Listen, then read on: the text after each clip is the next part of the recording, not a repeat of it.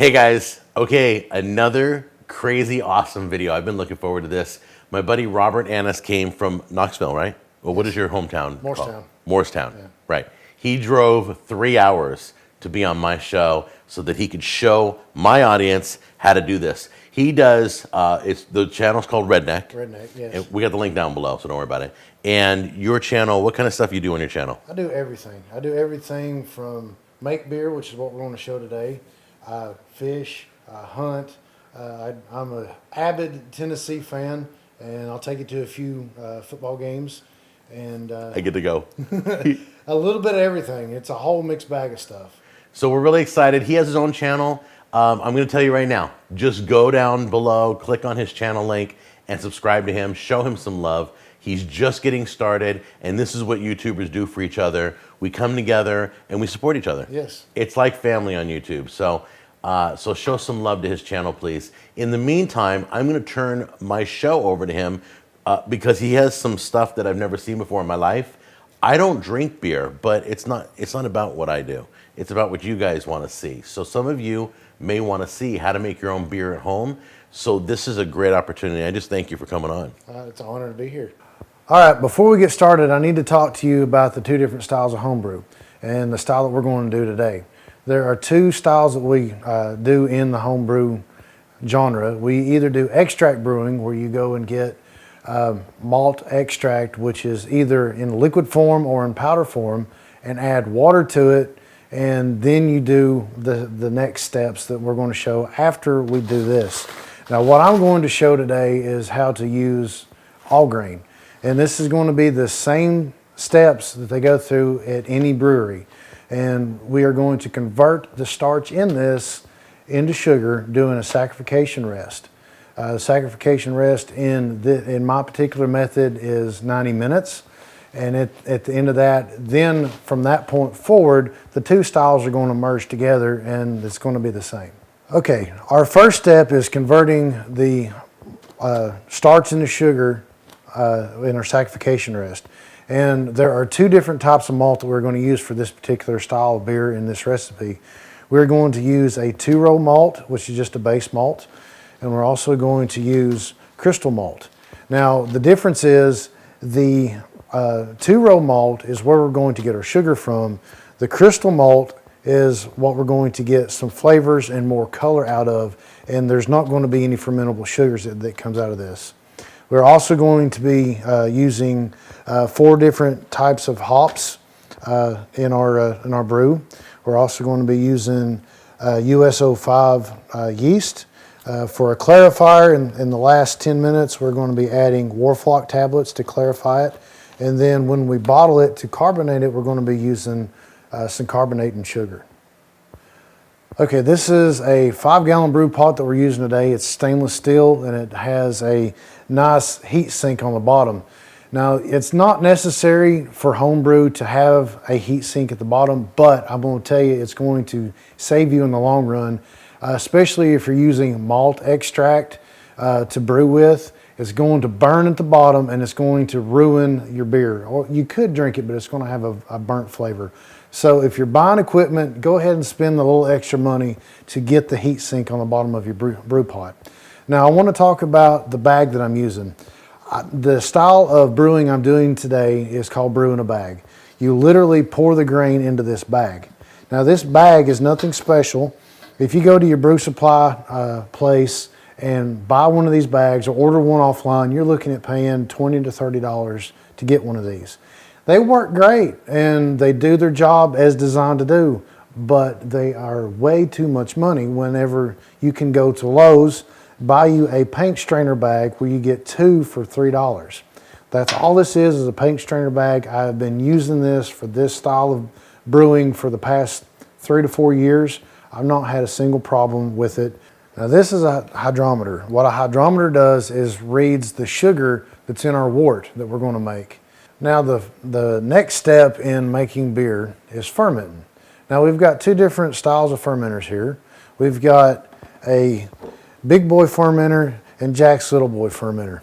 I'm going to be leaving Jack a gallon of what we make today, and he's going to ferment it out, and he's going to show you how to bottle it and carbonate it in a bottle or bottle condition. I'm going to take mine home, I'm going to ferment it out, and I'm going to keg it. You can either bottle, which is probably what 50 to 60% of the people do, or you can keg it, which is what I do now. Now we need to put our water in our brew pot. Now for this brew from start to finish is going to take 7 gallons of water. For this particular step, we need to collect 3 gallons. Now, after we've collected all of our water that we need for our saccharification rest, we need to add the first malt to it. Now we're adding the crystal malt first. Now the crystal malt, like I said before, doesn't give us any fermentable sugars, but does give us a caramel flavor that we're wanting to get out of this malt, and it's also going to give us some color. Now we're going to have to go ahead and add it now before we do our saccharification rest so we can extract those flavors and colors out of it. Now we're going to need to heat this water to 165 degrees. Our saccharification temperature is 155 degrees, but as soon as we add the rest of the malt, we're going to lose 10 degrees of temperature. So we need to monitor that. Now I have figured out you can take a binder clip and hook another binder clip through it. Take your thermometer, stick it right there, and it's going to hold it in the water for you, and we can monitor the temperature. All right, let me get a whiff of that. Oh my gosh, why does it smell like bread? Well, every loaf of bread is an opportunity that beer wasn't made. What? Every loaf of bread uses the exact same malt that we use here. It smells amazing. Yeah, it smells just like we're baking bread. Okay, we have reached our temperature of 165 degrees. Now our next step is doughing in. So we're going to take our base malt and dough in. Now the main thing that you have to worry about when you're putting in large amounts of malt into this is getting dough balls. So you want to take the time and do it slow and make sure you get the dough balls worked out. If you don't get the dough balls worked out, the water is not going to be able to get around those particles of the malt, and you're not going to be able to convert that starch to sugar, and that's going to hurt your numbers. You're not going to get the flavor, and you're not going to get the alcohol that you're looking for. Now we're ready for our saccharification rest. Our water reached 165 degrees. We doughed in our malt. Now we're ready to throw it in. Now, there are a couple different theories about the saccharification rest for the time. Most people go 1 hour. I have found with the brew in the bag method, to get your best efficiency, you need to go 1.5 hours. So that's what we're going to do here. So all we're done to be able to keep this at 155 degrees for 1.5 hours is we preheated the oven. We're going to take this, throw it in the oven for 1.5 hours. Our next step is to take a gallon of water in a pot, heat it up to 180 degrees. Now we need to pull the grain bag out of the sweet wort and let it drain. Now that our sparge water has reached 180 degrees, we simply need to transfer the grain bag into it. Now we need to make sure all of our grain is completely submerged underneath the sparge water. The sparge is going to take 20 minutes, so we have preheated the oven to 180 degrees to hold it at that temperature for 20 minutes. Now for the final step in our mashing process. Our sparge is over, so all we got to do is pull our grains out.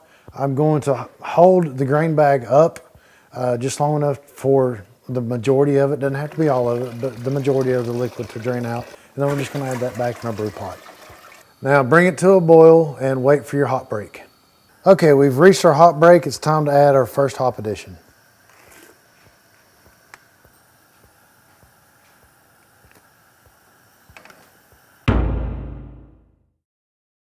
All right, we're at 30 minutes in the bowl, so now it's time for our second hop addition. Okay, we've got 10 minutes left in the bowl. It's time to add our clarifier and our next hop addition. This is a Whilrfoc tablet. We're going to dump it in, and what it's going to happen as this is fermenting out, all of the proteins are going to congeal and drop down into our tube. So add the clarifier and add our hops. Okay, in 5 minutes we're at flame out. So we're going to add our flame out hops, and then we are going to immediately move it from the flame over to the sink and put it in an ice bath. We got to get it down below 100 degrees as quickly as possible for two reasons. We want that chill haze protein to drop out of it so we don't have any chill haze when we throw it in the refrigerator when we get ready to drink it. And two, we need to make it as sterile as possible so we can infect it with the yeast and the flavors that we want, and we don't get any wild yeast growing in it. All right, we have reached flame out, and we're going to put it in an ice bath. And we have water that we have pre-chilled, had it in the freezer for about an hour, so we're going to pour that in there. And our goal is to get the temperature down as quickly as possible.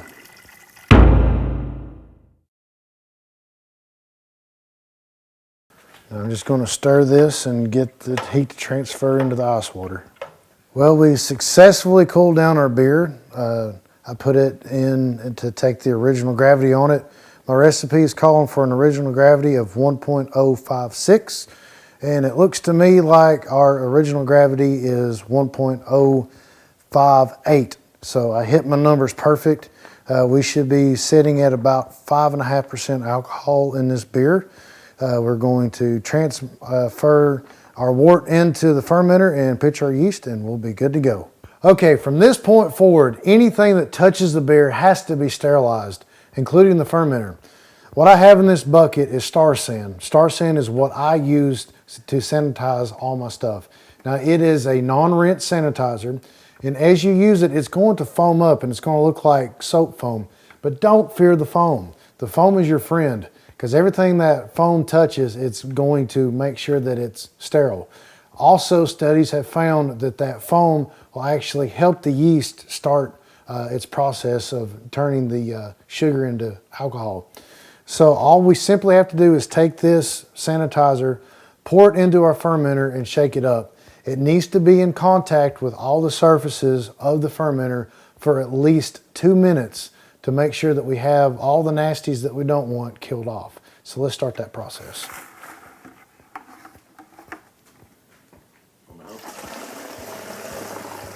We pulled the wort out of the sink.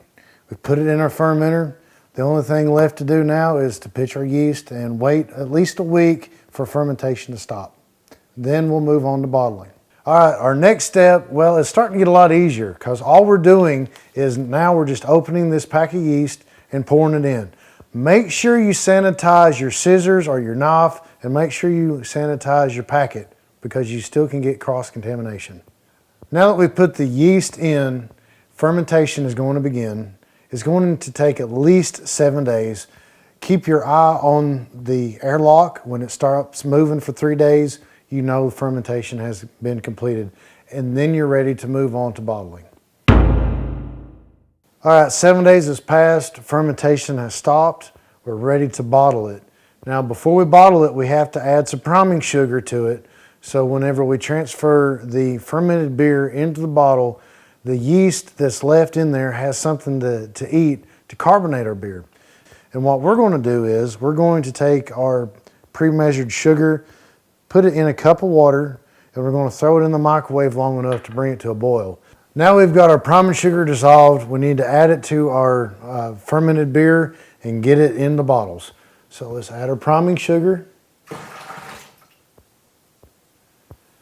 Now you want to wait about 10 minutes for that sugar to make it all the way through the beer before you bottle it, so you don't have any bottles that don't have any sugar in it, because you're going to have some flat beer. Now we're getting ready to put the beer that's been primed with the priming sugar into the bottle.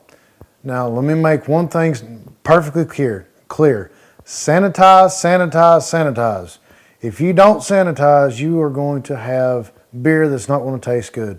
So sanitize your bottles. This bucket has been sanitized that we moved it into.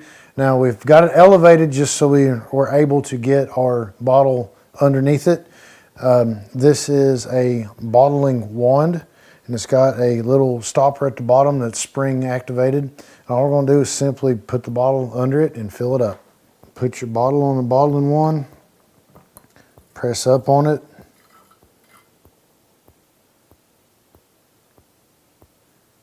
Now what you want to do is bring this beer up to the tip of the bottle, because the volume of this bottling one will make up the difference.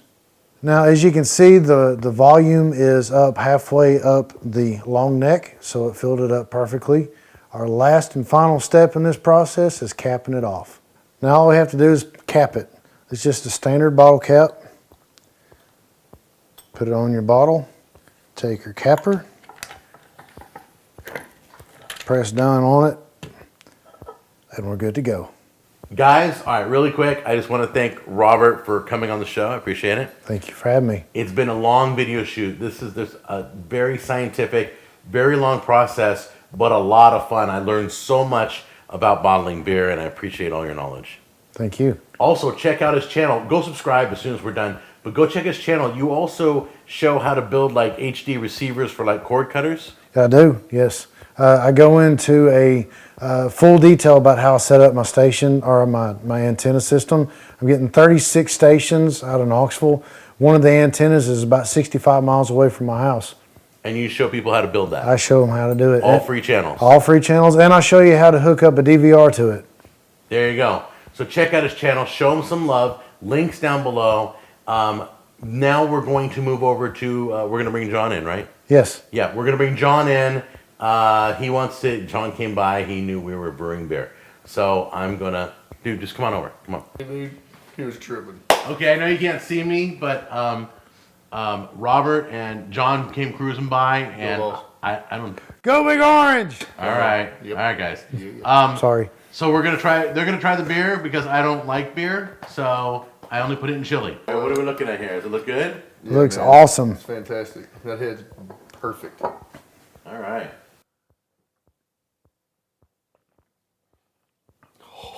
Dude, that's so good. Yep, you can call it a clone all day. Yeah. That's the real deal. Yeah, I'm glad you like it. All right, guys. Say goodbye. Goodbye. See ya.